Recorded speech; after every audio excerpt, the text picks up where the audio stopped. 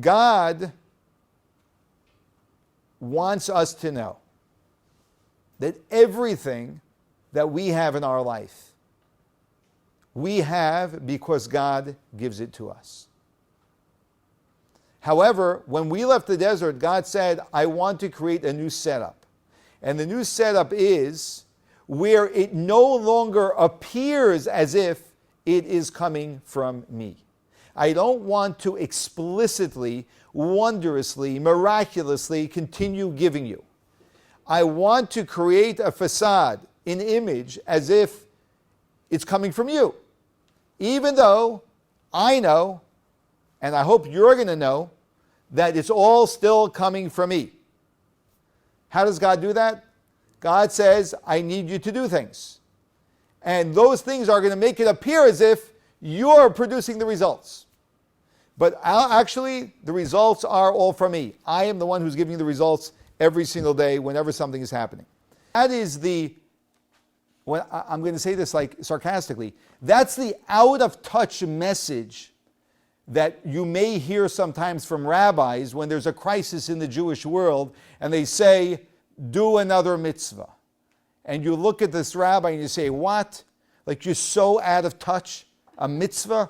Like what? What's putting a mezuzah on the door going to do for the crisis going on in Israel? And that's a reasonable question. I get that question. I get it very well. Like I relate to that very, very well, right? Because what does one thing have to do with another?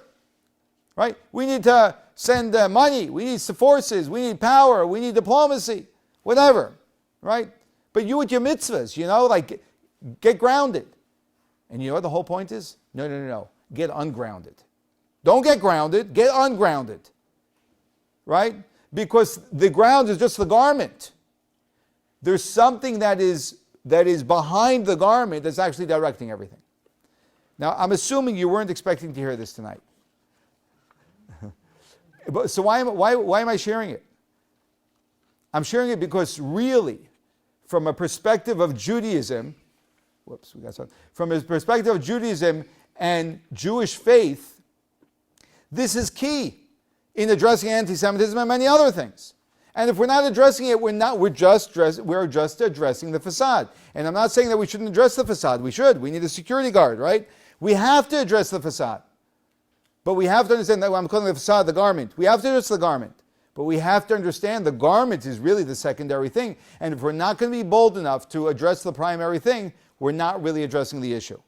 So that's why we're going there. And that's the reason why Esther, in her act of diplomacy in the garment, did something which weakened, arguably, her garment. It took away her grace. And that's that she fasted. Because that is where the blessing is really at. That is the blessing. That turning to God is really the blessing.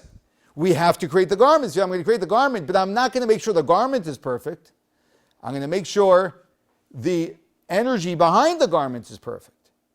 I'd rather not focus on the garment and lose the energy behind it. I'd rather create a basic garment and make sure that the energy is proper.